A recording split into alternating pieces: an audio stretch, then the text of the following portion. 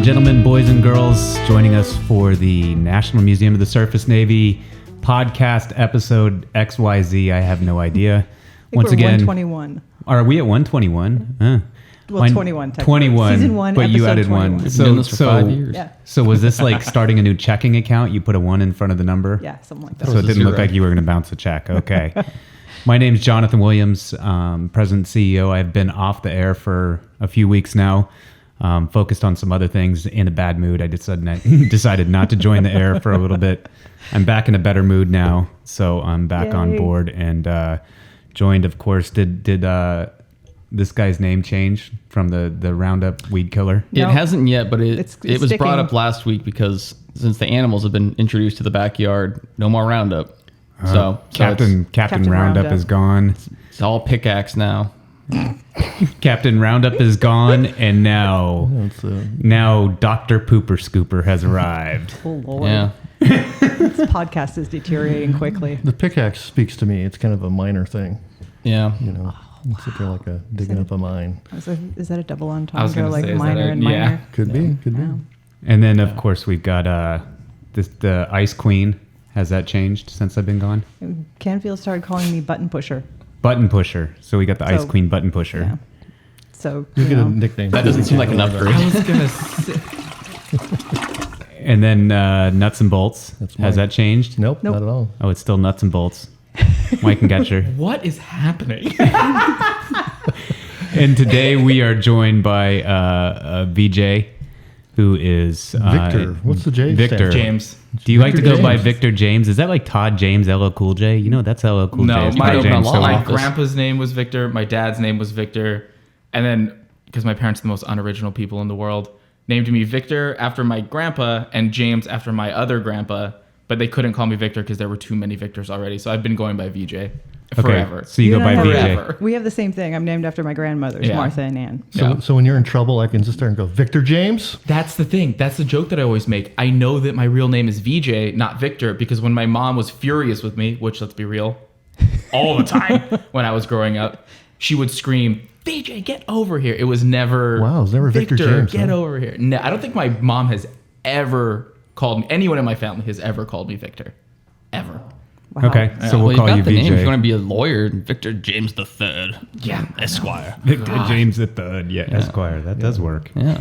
So So baby career Victor. change. Guys, I'm starting a law firm. Here we go. Yeah. So let's kick this off. We're gonna get questions, I guess, going. So tell us about yourself. Let's just start this out really easily.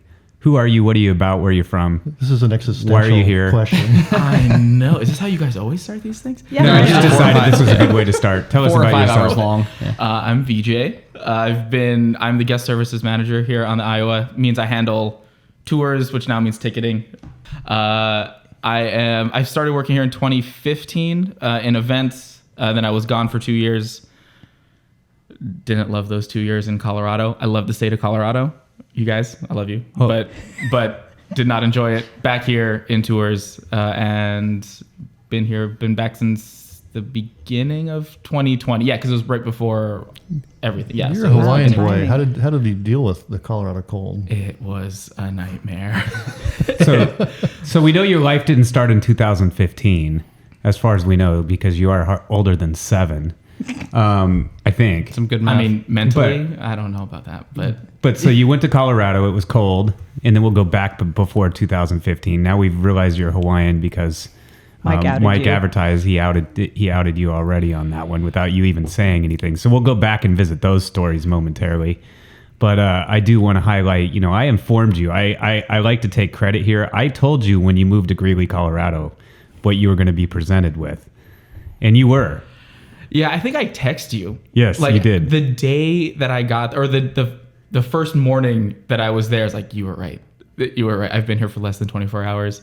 You open the door, it smells like It's a slaughterhouse. slaughterhouse and manure. Yes. There's no better way to Greeley's put it. Cowtown, pretty much. It is. It is. Yeah. My sister went to college there for 1 year in her freshman year. And I remember driving up there in the Volkswagen bus because, of course, we had no seatbelts in the back seat. So I must have flown across Naturally. that thing a number of times. And I remember pulling into Greeley. Explains a lot. And there was like a slaughterhouse to the side. And I had to get my dad to pull off the road. And I opened the door and just threw up everywhere. And it was Wow. just the worst, morning, everybody. worst thing I ever Yeah. smelled. Good way to start the day. What do you guys have for breakfast this morning? Yeah, I used to drive through there every week coming up from Denver too. I mean, I know exactly what Yeah, it's like. it was not my favorite 2 years, and the snow was not. I worked in Longmont, so I was about 30-ish miles away from where we lived, and there were like 2 legitimate blizzards that I had to drive through, where I thought to myself, "Oh, I'm gonna die." Yeah. Fully It's not fun. thought. Like, you know, like when you're on an airplane and you hit really bad turbulence, Yeah. and just for a split second you think, "Oh, the plane's going down," but then it passes immediately. It was 3 hours of that feeling of just, okay, this is what's It's a happening lot now. of tense driving. Yeah. Oh God. Happy to be back in California. Yeah. Cool. What was it like growing up in Hawaii? Awesome. Is that Yeah. easy to say? Best place to. Very expensive. I know that. Yeah. I'm very privileged. I'm very lucky to have been born and raised in Hawaii and Honolulu. Went to a great school, but it is the best. It was the best. So in the water this- all the time. Yeah. Yeah. So we know the school system over there. So tell us, VJ, about the schools that you went to in Hawaii. I knew you were going to bring this up. Why are you glaring at Jonathan right now? So I went to the same school from kindergarten to my senior year of high school. Whoa. It was Punahou. It's a private school. It's very nice, awesome school. One of the best schools in the nation. But in kindergarten, Because there's the King schools. The I don't know if you guys know much about the schools in Hawaii. No. Okay, so if you're native Hawaiian, right? Yes. You can go to the King. you can go to Kamehameha. Kamehameha. Yeah, you Yeah. can go to Kamehameha school. You have to be native Hawaiian and be accepted to go into the Kamehameha schools, which is like a really upper echelon school in Hawaii. I mean, it's I mean, I went to Punahou for 13 years, so I would say Punahou is pretty big, too. Okay, it's just maybe. But you tried to get in the Right. Kamehameha I school. did. In kindergarten, my parents were like, okay, we got to get him. We're going to try him out for the private schools. Spoiler alert to any parents that are listening in Hawaii. If you think your kid is super friendly, but maybe not the smartest person in the world, get them to go to try out for all the private schools when they're in kindergarten, because 90% of it is personality and fun. So that's Yeah. how I got into those schools. But yeah, I tried out for all the private schools. I am part Native Hawaiian, so I tried out for Kamehameha. It was either the first or second one. I don't have a full memory of it because I was 4, but I was sick like a week leading up to it. We couldn't reschedule this interview because they have so many kids that are applying. And talking to the person, I like wasn't my normal fun self. My mom said like, "Uh-oh, not a good sign, but maybe he'll be okay. He's good." And then about 15 minutes in, just again, good morning, everybody, puked just fully across the table into the interviewer's lap. And then I think my parents were Wow. both just That was the end of your okay, let's Kamehameha go to the career. next one. Let's go. That was the end of your Projectile. Kamehameha career. Man. Yeah, it was Wow. not great. But hey, I got into I really got into enjoyed my Punahou. school that I went to. Yeah. My parents didn't believe it at first. I think they got the letters both on the same day, and they opened the Kamehameha one and they're like, "Oh, he didn't get in. Okay, well, what are we going to do?" And I'm pretty sure my mom opened the Punahou one and was looking at it and was like, "No. What? No." And she's like, I think he got in. Like they could not believe it, which shows the Shows your brilliance. yeah, exactly. Shows your brilliance. You were born with your brilliance. So are you a surfer? See, this is the thing.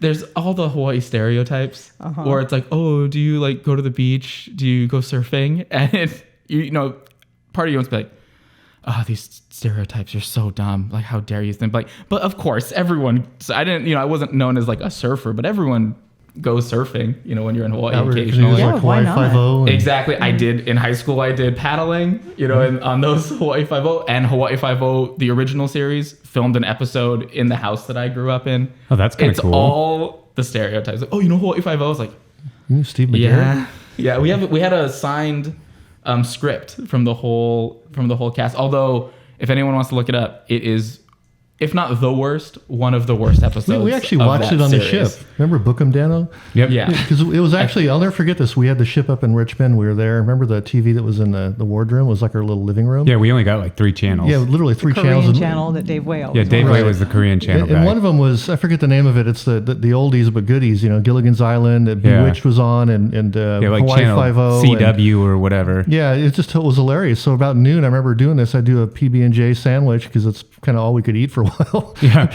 And I'd sit there on the couch and watch about 20 minutes of Steve McGarrett and And that's all there was to watch. Literally, That's what the all it lunchtime. was. Yeah. And then post 9 o'clock was the Korean channel where you couldn't understand anything going on, but Dave Way explained the plot line. It was the same plot line every time. Does Dave Way speak Korean? No.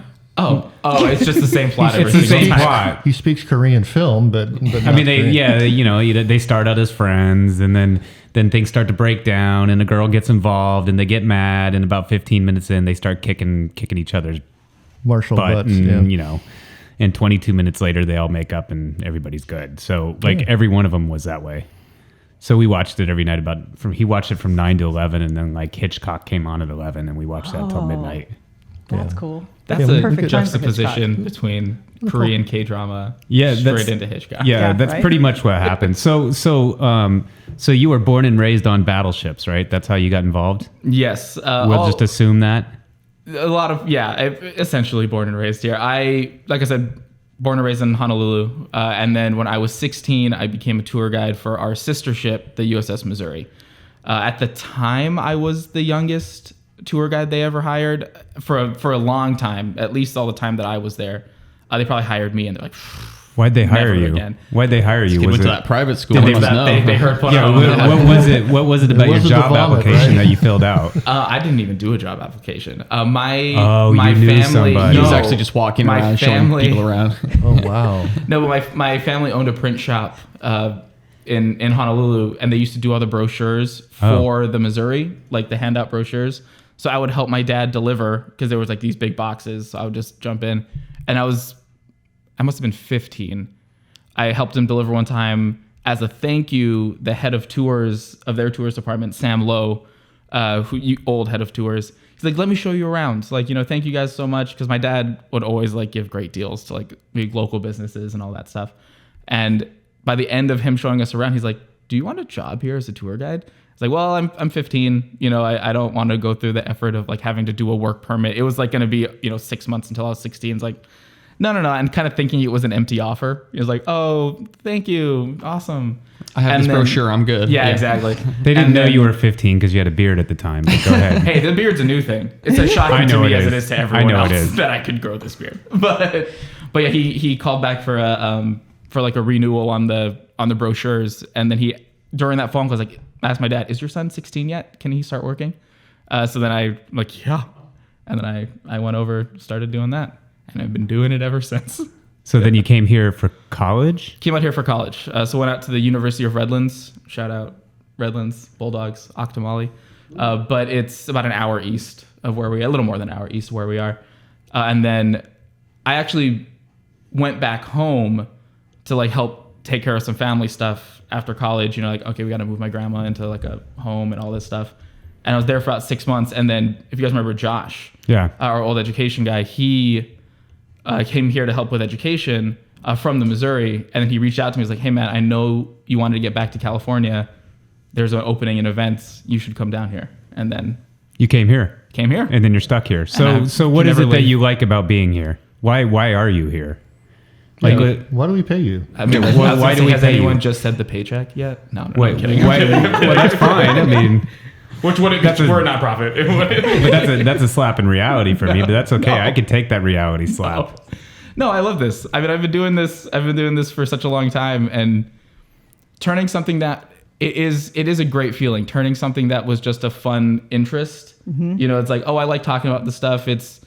I was a history major in college. I always focused on kind of the World War II, very original. I like history in America. It's World War II, but it was by far my favorite part. And then it went from being just a fun part-time job in high school and college to now it's a career that is not many people can say they can do something that they enjoyed doing when they were 16 for a tiny little extra little bit of money to go to the movies on the weekend, and now it's a career that I fully enjoy doing every single day. So now you're moving into being Sam Lowe. Yeah, we'll see. Yeah, recently elevated to manager. Yeah, it's Literally in the last 4 weeks. 4 weeks I think, give or take. about that. So yeah, you've been around. And that's cool. Yeah, it's good. It's So what do you like to manage? I mean, my You're a manager, expectations right? every single day. But okay, sorry. Do you fulfill your own expectations on a daily basis? I mean, I always make this joke that it's just a thing, but I'm part Hawaiian, half Asian. There's no way I could fill my own expectations for myself. It's like your parents tell you, like you got to be here, but you're doing here, but it's still not good enough.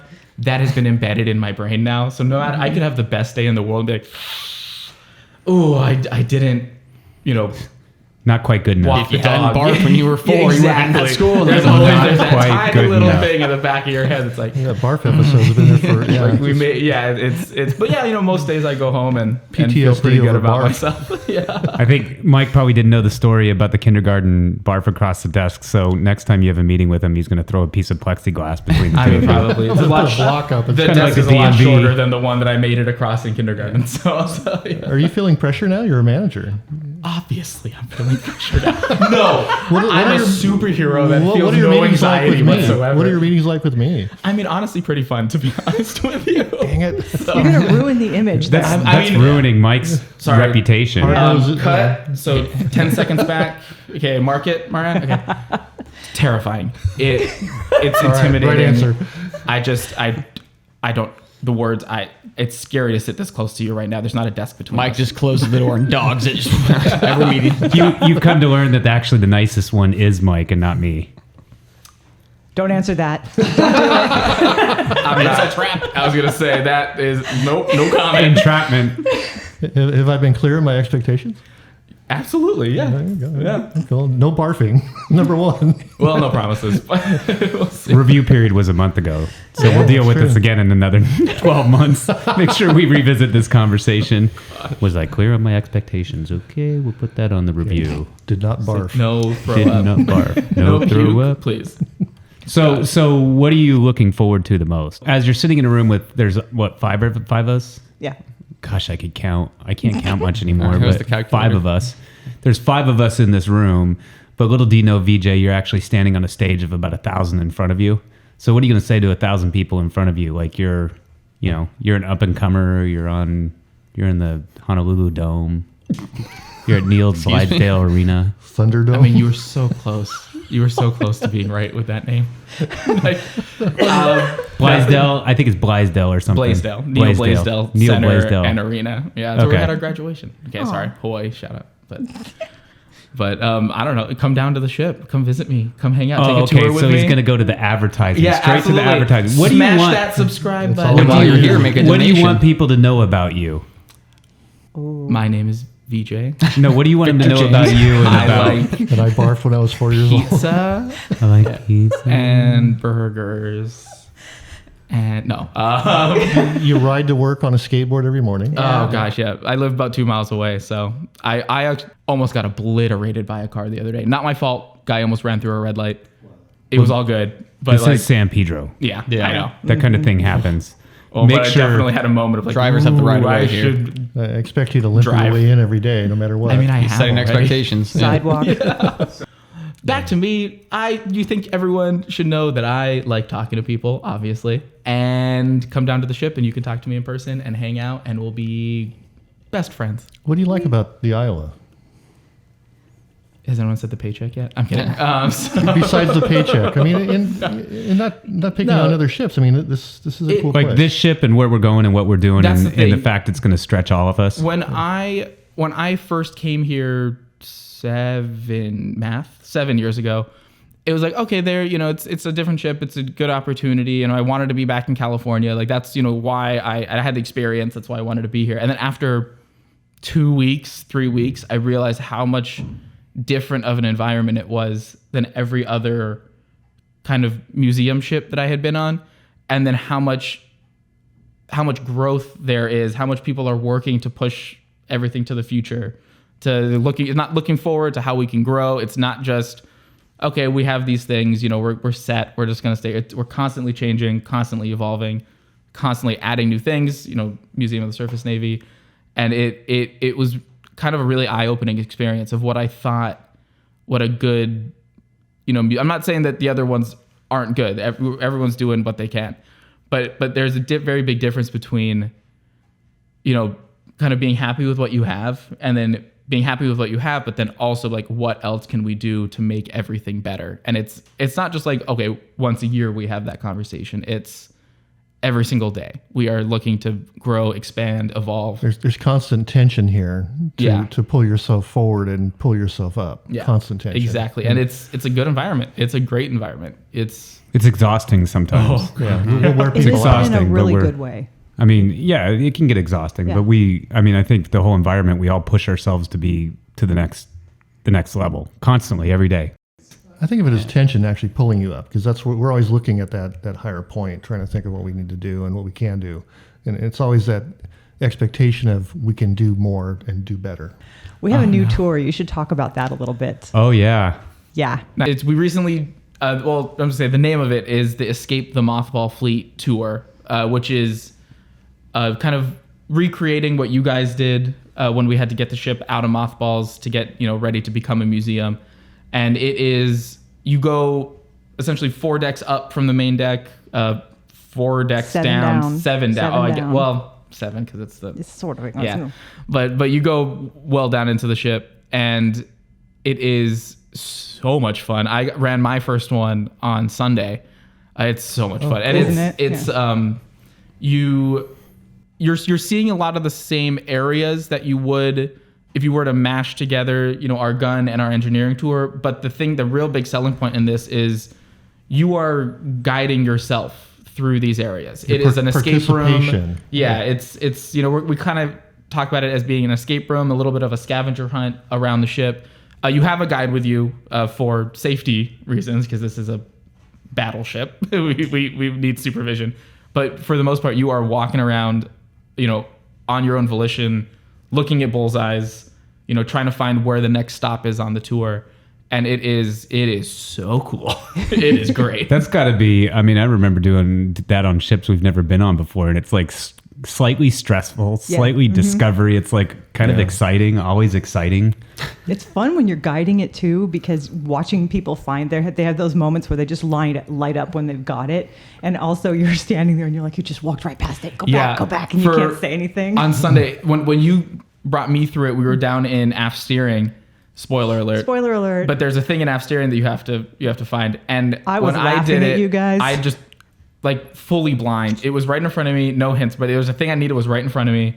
I walked past it probably 3 times, and then the group that I did on Sunday, they did the exact same thing. Right. It's like, okay, so it's not just me. I was laughing at and you. I know. I've been on these ships since I was 16. Like, I knew what I was looking for. I just went blind. Quick description, too. The Ghost Fleet, as we call it, was really this assemblage of ships that had been retired, either through the Navy or the Maritime Administration and some others. The Coast Guard even had a few ships. It's technically the Reserve Fleet. Reserve Fleet is the actual term. And it was administered by the Maritime Administration, or MARAD as we call it.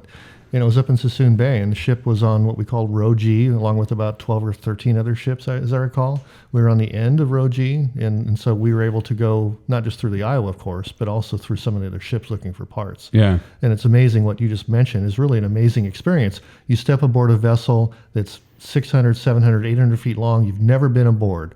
You have one door to get into. The ship is dark. You have a flashlight. Yeah. And you're looking for stuff. What do you do? And it probably has 10 or 12 decks, so where do you go? It's like walking into a dark building, only it's on its side and sitting in the water.